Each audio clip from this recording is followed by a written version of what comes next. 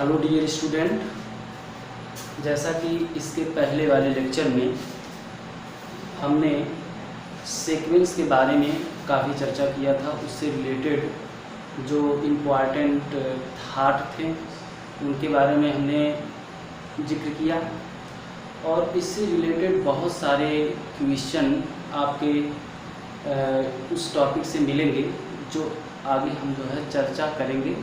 लेकिन चर्चा और परिचर्चा के पहले हम एक कॉन्सेप्ट डेवलप करेंगे।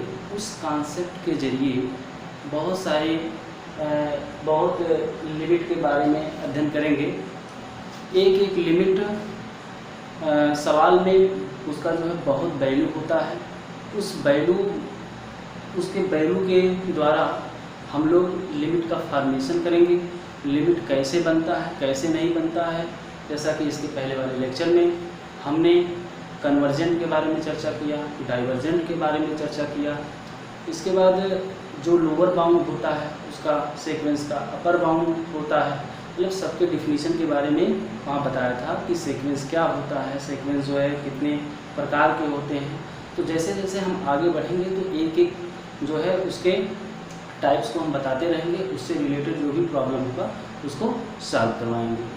तो इसके पहले वाले लेक्चर में हमने बेसिक लिमिट के बारे में बताया था, कुछ बेसिक लिमिट बताए थे, कुछ स्टैंडर्ड लिमिट बताए थे और कुछ स्पेशल लिमिट जो कि आगे हम बताएंगे। और आज के ही लेक्चर में उस स्पेशल लिमिट को हम यहाँ चर्चा करेंगे। स्पेशल लिमिट जो होता है वो नेमली थ्योरम होता है, वहाँ से आपके एग्जाम में बहुत सारे क्वेश्चन पूछे जाते हैं। और जो some type basic limit basic theorem on limit, मतलब कुछ ऐसे लिमिट्स होते हैं जो बेसिक थ्योरम पर जो है स्थापित होते हैं, मतलब स्टेबलाइज होते हैं वहाँ। यानी कि लिमिट के कुछ ऐसे थ्योरम हैं जो बार बार क्वेश्चनों में प्रयोग में लाया जाता है। तो हम उन क्वेश्चनों के बारे में उन पर चर्चा यहाँ करेंगे। तो जैसा कि 1 2 3 4 5 एंड 6 ये जो है लिमिट के थ्योरम है, इनका प्रयोग हम लोग सवाल में जैसा मौका मिलेगा उसी हिसाब से इसको हम करते रहेंगे। तो हम पहले लिमिट पे आते हैं कि पहला लिमिट हमारा क्या बताता है। ये जो लिमिट है एक प्रकार का थ्योरम है और हम जानते हैं कि जो एक कन्वर्जेंट डाइवर्जेंट का चैप्टर है इसमें लगभग हर एक फार्मूला, हर एक थ्योरम होता है और हर एक थ्योरम एक जो है प्रिंसिपल भी होता है। इसलिए हमें ये विश्वास है कि 6 लिमिट का थ्योरम है। इन 6 लिमिट थ्योरम में हम लोग क्या करेंगे, इसको अध्ययन करेंगे। और यहाँ इस लिमिट थ्योरम से बहुत सारे क्वेश्चन भी यहाँ से आते हैं। तो कभी काल क्या करता है, यही थ्योरम उठा के जो है एग्जाम में पूछ लेता। जैसे एक limit n tends to infinity n equal to l है, n does not equal to 0 है, डज नॉट इक्वल टू 0 है, तब पूछेगा कि किसके लिए वैलिड है। ठीक है, ये भी दे देगा। तो वहाँ पूछेगा k is greater than 0, k is less than 0। यहीं से ऑप्शन भी बनाए जाते हैं। तो हमारी समझ से अगर इन 6 बेसिक लिमिट्स को अगर आप याद कर लेते हैं तो परीक्षाओं में 2 क्वेश्चन फिक्स हो जाता है यहीं से। तो हम देखते हैं कि आप लोगों का 2 क्वेश्चन आज ही हम फिक्स कराएंगे। चलिए, तो पहला इसमें बेसिक लिमिट से है कि अगर limit n tends to infinity है, n इक्वल टू l है, और जो l है ये एक प्रकार का क्या होता है लिमिट। हमेशा l को जो है किससे डिनोट करते हैं, लिमिट से डिनोट करते हैं। लिमिट मतलब यही होता है कि वैल्यू ऑफ द सीक्वेंस का जो वैल्यू होता है वही लिमिट कहलाता है। और लिमिट अगर फाइनाइट आता है तो फाइनाइट सीक्वेंस बन जाता है, अगर लिमिट जो इनफाइनाइट आता है तो इनफाइनाइट सीक्वेंस बन जाता है। अगर हम सीक्वेंस के अंदर चर्चा करते हैं, यदि लिमिट का मान जो है फाइनाइट नंबर ऑफ एलिमेंट मिलता है या यूनिक नंबर ऑफ एलिमेंट मिलता है, तब आगे हम कह सकते हैं कि वो सीक्वेंस कन्वर्जेंट होगा। और दूसरा, जब इनफाइनाइट वैल्यू मिलता है तो वो सीक्वेंस डाइवर्जेंट होता है। और जब ना तो कोई सीक्वेंस कन्वर्जेंट हो ना डाइवर्जेंट हो तब वो ऑसिलेटरी लिमिट होता है या ऑसिलेटरी सीक्वेंस होते हैं। अब देखिए, ऑसिलेटरी लिमिट, ऑसिलेटरी सीक्वेंस, ये सब जो है अलग की बात है। इसमें एक आता है कि बाउंडेड सीक्वेंस, यानी कोई सीक्वेंस कब बाउंड होगा। तो बाउंड सिद्ध करने के लिए हम लोग दो मेथड का प्रयोग करेंगे। किसी सीक्वेंस को बाउंड कब कहा जा सकता है, ठीक है। वैसे तो बाउंड की परिभाषा ये होता है कि every sequence has a bounded sequence. Her monotone convergent theorem से हम कह सकते हैं, लेकिन जो सीक्वेंस होता है उसे हम बाउंडेड तभी कह सकते हैं, यानी कि any sequence is said to be bounded sequence if it has lower bound as well as upper bound. मतलब जिस सीक्वेंस के पास लोअर बाउंड और अपर बाउंड दोनों होता है उस सीक्वेंस को हम क्या कहते हैं, बाउंडेड सीक्वेंस कहते हैं। तो चलिए आगे हम इन सब के बारे में चर्चा करेंगे। पहले इसके कुछ बेसिक्स लिमिट हैं जिनके बारे में थोड़ा सा हम चर्चा कर लेते हैं, और इसको जो है पेन डाउन कर लीजिएगा, क्योंकि पेन डाउन करने से आपके जो है दिमाग में ये सब सिंबल भी बैठ जाएंगे। तो सिंबल को आपको ध्यान में रखना है, और हम बीच बीच में बताते रहेंगे कौन सा सिंबल कब कहाँ कैसे प्रयोग में लाया जाता है। तो चलिए, यानी कि इसका लिमिट 0 के बराबर नहीं है तब कोई एक ऐसा रियल नंबर यहाँ एग्जिस्ट करेगा। इसका मतलब होता है देन रियल एग्जिस्ट, जो इसमें कोई एक ऐसा नंबर एग्जिस्ट करेगा जो 0 से बड़ा होगा, और ये जो नंबर होगा वो क्या होगा, इंटीजर होगा। मतलब एक ही नंबर, चाहे रियल नंबर पे ले लें चाहे इंटीजर ले लें, एक नंबर ही होगा। अगर आप जैसा कि लिखा हुआ है कि ये रियल नंबर है। फिर इसके बाद एक इंटीजर नंबर लेंगे, इंटीजर मतलब पूर्ण संख्या लेंगे, सच डैट मतलब इस प्रकार जो क्या हो जाएगा, ये जो सीक्वेंस का है मॉडुलस वैल्यू, इसको हम मॉड कहते हैं। सीक्वेंस का जो मॉडुलस वैल्यू हो जाएगा, जो ये रियल नंबर हमने 0 से बड़ा लिया हुआ है यहाँ, इससे बड़ा जो है क्या हो जाएगा, वो सीक्वेंस हो जाएगा, और यह हमेशा 0 से बड़ा होगा। यानी कि ये वाला जो है लिमिट यहाँ आपको मिलेगा। दूसरा देखते हैं, दूसरा ये कहता है कि अगर इसका मान जो है यल है, मतलब अगर ये किसी सीक्वेंस का मान यल है और उस सीक्वेंस का मान जो है 0 के बराबर है या 0 से बड़ा है, ठीक है, तब मतलब जो यल यहाँ लिया जाएगा वो नेचुरल नंबर का होगा, सेट ऑफ नेचुरल नंबर का होगा, तब उसका लिमिट वैल्यू हमेशा 0 के बराबर या 0 से बड़ा आएगा। यानी कि यदि किसी सीक्वेंस का लिमिट वैल्यू यल है और जो सीक्वेंस दिया हुआ है वो 0 के बराबर या 0 से बड़ा है, तो ये 100% उसका जो लिमिट आएगा वो जो है क्या होगा, 0 से बड़ा आएगा या 0 के बराबर आएगा। इसका तीसरा है, अगर limit n times to infinite n equal to L है, तब जो है इसका जो मॉडुलस वैल्यू होगा दोनों का आपस में क्या हो जाएगा, बराबर हो जाएगा। तो यानी कि every modulus value has only own limits value हम कह सकते हैं। इसके बाद चौथा फार्मूला है, अगर limit n tends to infinity an equal to L है, तो an इक्वल टू यल है और कोई दूसरा लिमिट है bn इक्वल टू m है। मतलब इसका मतलब ये होता है कि an हमारा यहाँ सीक्वेंस है, इसके लिमिट वैल्यू हम n को कहाँ टेंड करा दे रहे हैं, इन्फिनिटी। यानी कि n जो कहाँ टेंड कर रहा है, इनफाइनाइट यानी अनंत को। n का मान 1 2 3 4 5 एंड सो ऑन ऐसे लेते जाएंगे और कहाँ तक जाएंगे, अनंत तक। हम मान लेते हैं कि इस सीक्वेंस का मान जो है अनंत तक लेकर गए, तो इसका मान क्या मिल गया, यल मिल गया, मतलब इसका कोई वैल्यू हमको यहाँ मिल गया। और इसी प्रकार कोई दूसरा सीक्वेंस लिए उसका वैल्यू यहाँ मिला, ठीक है। तब हम कह सकते हैं जो ये सीक्वेंस है अगर bn से क्या है, छोटा है, यानी दूसरा वाला सीक्वेंस पहले वाले सीक्वेंस से बड़ा है, तब हम कह सकते हैं कि इसका जो लिमिट वैल्यू होगा वो भी पहले दूसरा वाले की जो लिमिट वैल्यू है वो बड़ी होगी पहले वाले से। फिर नोट्स ये बहुत इंपॉर्टेंट है, इसको हमेशा जो है अपने दिमाग में रखना है, क्योंकि ये हमेशा एग्जाम में पूछा जाता है कि limit n times to infinity an equal to 0 and bn is bounded then limit n times to infinity bn into n equal to 0। इसका मतलब ये है अगर किसी लिमिट की वैल्यू, मतलब किसी सीक्वेंस में लिमिट की वैल्यू क्या है, 0, यानी कि यह बराबर क्या है, 0 है, और उसमें कोई दूसरा सीक्वेंस है जो उसी सीक्वेंस में क्या कर रहा है, बाउंड कर रहा है। जो बाउंड कर रहा है तो उन दोनों का मल्टीप्लिकेशन भी क्या हो जाएगा, 0 के बराबर होगा। पांचवा जो कि मोस्ट इम्पॉर्टेंट फार्मूला है, अगर n का फैक्टोरियल है तो हमेशा ग्रेटर देन इक्वल टू 2 की पावर n माइनस 1 के बराबर, मतलब इनसे बड़ा होगा और बराबर होगा, और जहाँ n जो है क्या होगा, नेचुरल नंबर यानी प्राकृतिक संख्या होगी। एक फार्मूला भी बहुत इंपॉर्टेंट है जो आपके क्वेश्चन में प्रयोग में लाया जाता है, कभी कभी इसी फार्मूले से क्वेश्चन जो है जनरेट कर लेते हैं। इसके बाद छठा जो है बहुत आसान है, x upon 1 upon x less than log 1 plus x less than x। Far all x is greater than 0, कभी कभार यही वैल्यू दे देता है और पूछता है कि किस पे जो है सत्य है, मतलब किस पे ट्रू है। तो हमेशा याद रखिएगा अगर इस प्रकार का कोई मान मिलता है तो उसका मान हमेशा क्या होगा, जो x का मान होगा हमेशा 0 से बड़ा होगा।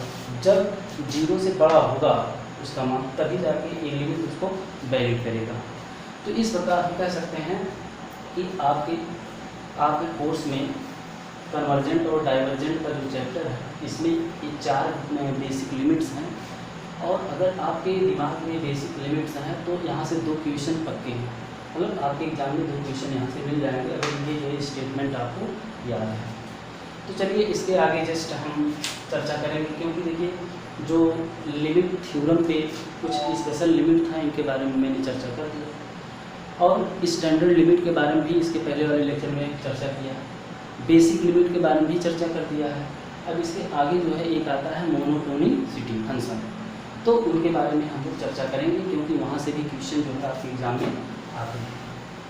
तो चलिए चर्चा हम वहाँ करते हैं मोनोटोनिसिटी फंक्शन। अब यहाँ जो आपका फंक्शन है मोनोटोनिसिटी फंक्शन, मोनोटोनिसिटी फंक्शन मतलब क्या होता है? मोनोटोन मतलब होता है, मोनोटोन में 2 वर्ड छिपा होता है, मोनोटोन में 2 वर्ड छिपा होता है, एक इंक्रीज का होता है, दूसरा डिक्रीज का होता है, ठीक है। तो यानी कि ये मोनोटोन फंक्शन होता है, एक मैक्सिमम वैल्यू के लिए होता है, एक मिनिमम वैल्यू के लिए होता है। तो यहाँ फंक्शन के बारे में हम चर्चा कर रहे हैं, बस फंक्शन से हम तुरंत सीक्वेंस पे आ जाएंगे। यहाँ हम बोलेंगे मोनोटोनिसिटी फंक्शन क्या होता है, मतलब किसी भी फंक्शन को मोनोटोनिसिटी फंक्शन हम बोलते हैं यदि कुछ एलिमेंट से बड़ा हो जाए, मान लेते हैं n is greater then m है, तो उसका फंक्शन भी क्या हो जाएगा, उसका फंक्शन दूसरे फंक्शन से क्या हो जाएगा, बड़ा हो जाएगा।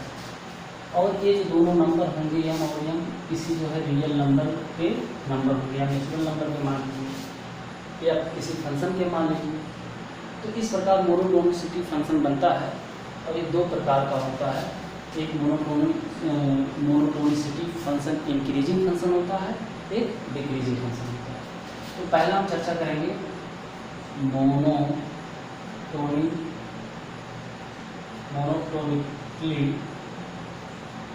Increasing function,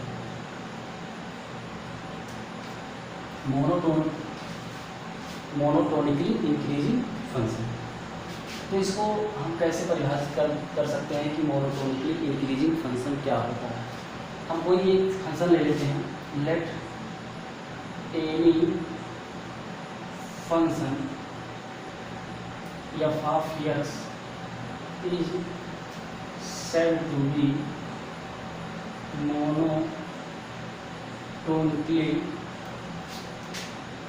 monotonically increasing function, monotonically increasing function if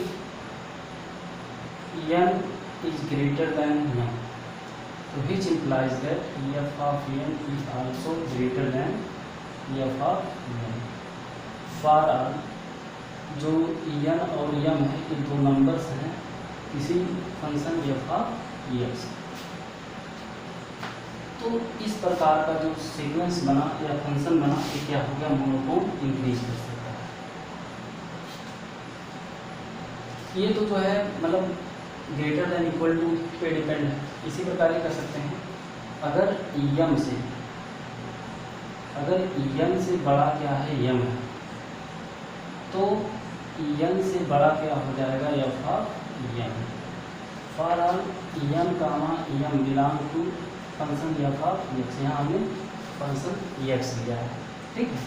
ये मोनोटोन इंक्रीज करेगा, तो इसको हम सीक्वेंस के रूप में आगे भी बताएंगे कैसे मोनोटोन इंक्रीज करेगा कैसे डिक्रीज करेगा, बस तो समझते रहिएगा। एक एग्जांपल बताते हैं, जैसे जब हम मतलब गोली खेलते हैं तो अगर एक गोली का टक्कर दूसरे गोली से होता है तो जाहिर सी बात है कि ये गोली जो है छोटा है, गोली बड़ा, दोनों गोली बराबर है, तो इससे टक्कर लगेगा तो ये गोली जो है आगे चला जाएगा और ये भी गोली आगे बढ़ जाएगा।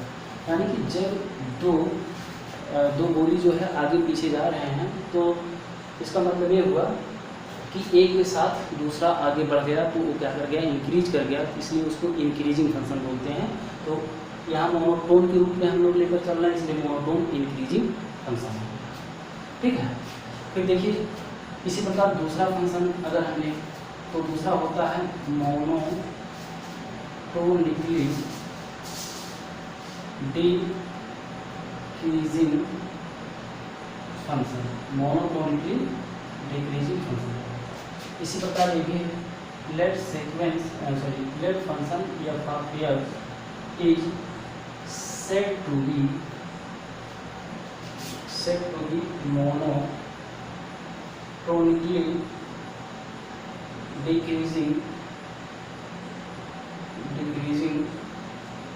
function if two element n,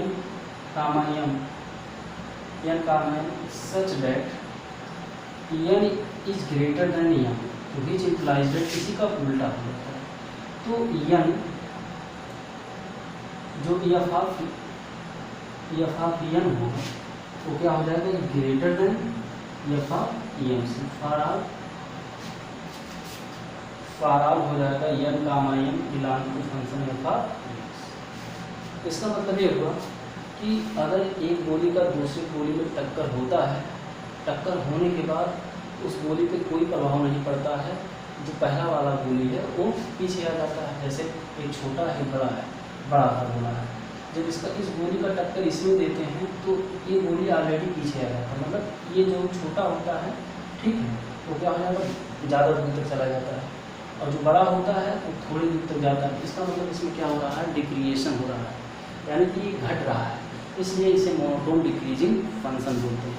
तो सेम टू सेम इसी प्रकार मोनोटोन इंक्रीजिंग फंक्शन होता है, मोनोटोन इंक्रीजिंग सीक्वेंस होता है, दूसरा मोनोटोन डिक्रीजिंग सीक्वेंस होता है।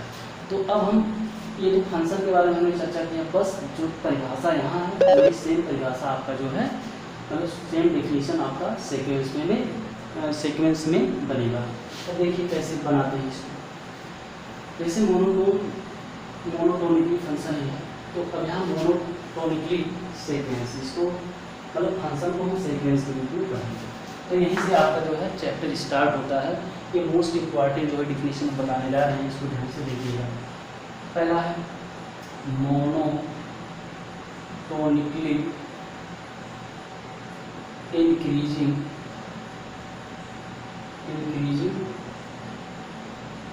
सीक्वेंस।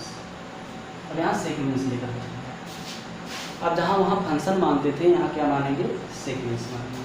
तो ले लेते हैं, late an be any sequence is said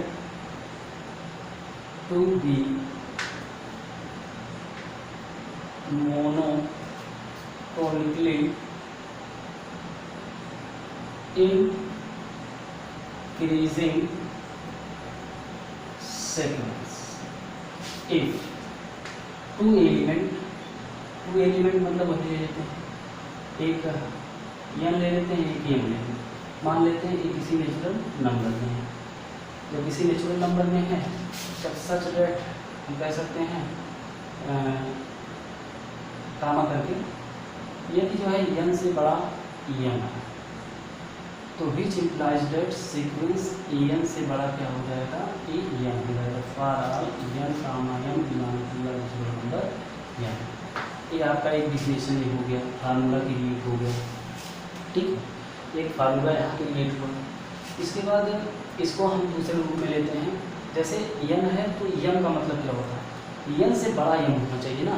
तो हम मान लेते हैं अगर पहला n है तो दूसरा जो है क्या हो जाएगा, n + 1, मतलब एक ज़्यादा होगा। यानी कि m बराबर अगर n + 1 हम ले लेते हैं, बी टेक यहाँ m = n + 1 लेते हैं, तब क्या होता है, यानी कि यदि n बड़ा है n + 1 से तो विच इम्प्लाइज डेट क्या हो जाएगा an plus one, sorry an से बड़ा होगा an प्लस वन। तो फार ऑल जो n है वो एक नेचुरल नंबर का सेट हो जाएगा। तो ये एक्चुअल डिफिनीशन ऑफ जो है क्या हो जाएगा मोनोटोन इंक्रीजिंग सीक्वेंस की। अधिकतर हम सवाल जो है इसी फार्मूले पे सॉल्व करते हैं। जो भी मोनोटोन इंक्रीज और डिक्रीज शो करने के लिए कहता है तो इसी फार्मूले से हम इसको सॉल्व करते हैं। परीक्षाओं में कभी काल जो है इस प्रकार का क्वेश्चन पूछ भी लेता है और ऑब्जेक्टिव टाइप क्वेश्चन में अक्सर जो इक्वेशन बार बार रिपीट होता रहता है। तो an is greater then an plus one. अभी an यहीं से हम उठा रहे हैं क्योंकि जो परीक्षाओं में पूछा जाता है यहीं से, यानी कि एक लाइन में डिफिनीशन हम बताते हैं मोनोटोन इंक्रीजिंग सीक्वेंस का। देखिए एनी सीक्वेंस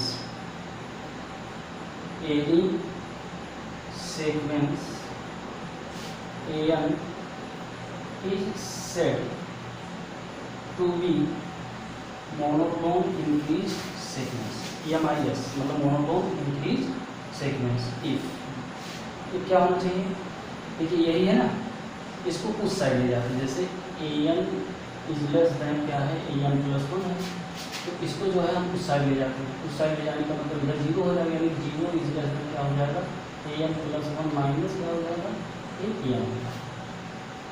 इसका मतलब ये है, या हम डायरेक्टली इसको ऐसे भी कह सकते हैं an plus one minus an is greater than zero. ये चीज़ तो यही कंडीशन यहाँ बन जाता है जो हम लोग सवाल लगाते हैं।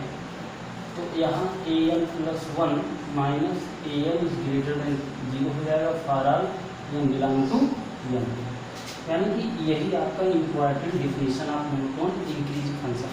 अगर इंक्रीज फंक्शन है तो ये जो है हम लोग फार्मूला प्रयोग करेंगे।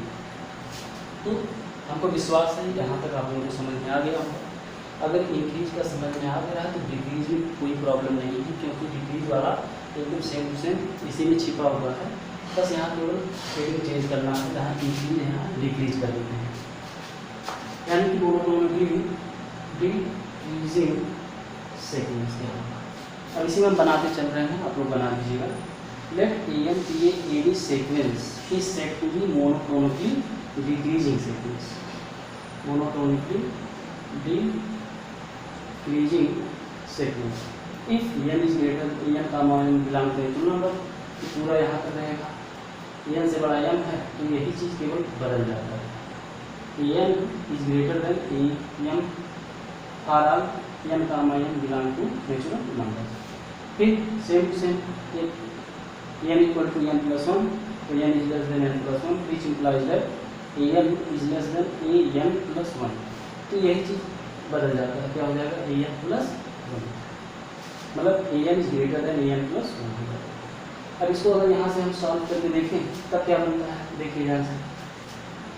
अगर an इज ग्रेटर देन क्या हो जाएगा an प्लस वन, या इसको हम प्रैक्टिस करके ऐसे भी लिख सकते हैं, इसको इधर लाएंगे तो ये ग्रेटर देन जीरो होगा, क्योंकि यहाँ कुछ नहीं बचेगा तो जीरो हो जाएगा। तो an प्लस वन माइनस क्या हो जाएगा an, या इसको हम लिख सकते हैं और करके an plus one minus an is less than क्या हो जाएगा जीरो। इसका मतलब ये। तो अब हम इसका जो है परिभाषा बना सकते हैं, any sequence an is said to be monotone decrease sequence if यही चीज़ क्या हो जाएगा लेस देन जी। तो हमको विश्वास है कि आप लोग जो है मोनोटोन इंक्रीज और मोनोटोन डिक्रीज समझ चुके होंगे, क्योंकि बिना मोनोटोन इंक्रीज मोनोटोन डिक्रीज को जाने आप सवाल को सॉल्व नहीं कर पाएंगे। हम मोनोटोन इंक्रीज और मोनोटोन डिक्रीज से दो फार्मूला क्रिएट किया है, उन फार्मूलों के द्वारा हम सवाल को सॉल्व करेंगे। अब हम लोग देखते हैं यहाँ कि एकदम अगर कुछ ना समझ में आया हो तो केवल दो चीज़ समझिएगा, दो फार्मूला, एक ए फार्मूला ए वाला, एक इसके पहले जो हमने बताया था इसी टाइप का हो। अब हम दोनों लिखते हैं इंक्रीज और डिक्रीज के लिए क्या होता है, तो शॉर्टकट में हम इसको बताते हैं। चलिए शॉर्टकट में कैसे, जैसे पहला है, अगर यहाँ n से बड़ा n प्लस वन हमेशा है, तो विच इम्प्लाइज दैट हमने बताया है कि an + 1 माइनस an अगर ग्रेटर देन 0 है for all n belong to n, एक फार्मूला पहला वाला ए बन गया है।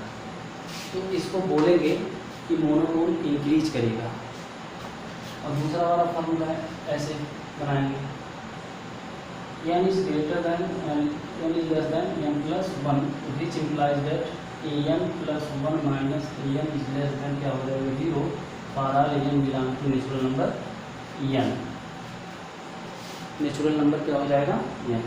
तो ये क्या हो गया मोनोटोन डिक्रीज। तो इन्हीं दोनों फार्मूले पे हम लोग जो है किसी सीक्वेंस को मोनोटोन इंक्रीज से सेट करेंगे, किसी सीक्वेंस को मोनोटोन डिक्रीज शो करेंगे, और मोनोटोन इंक्रीज मोनोटोन डिक्रीज से ही आगे हमको पता चलेगा कि प्रत्येक मोनोटोनिकली इंक्रीजिंग सीक्वेंस जो है कन्वर्जेंट होता है और किसी सुप्रीमम को कन्वर्ज करता है, और डिक्रीज भी होता है किसी इन्फीमम पे कन्वर्ज करता है। तो आगे जैसे जैसे बढ़ेंगे तो इससे रिलेटेड जो है थ्योरम मिलेंगे, फार्मूले मिलेंगे, ठीक है, कॉन्सेप्ट मिलेंगे। तो जैसे जैसे हम आगे बढ़ेंगे वैसे उसे मिलता रहेगा। अब इसके आगे मोनोटोन इंक्रीज और डिक्रीज ये हमारा यहाँ से एक ख़त्म होता है। इसके बाद कुछ स्पेशल लिमिट है, उस स्पेशल लिमिट के बारे में चर्चा करेंगे। तब तक के लिए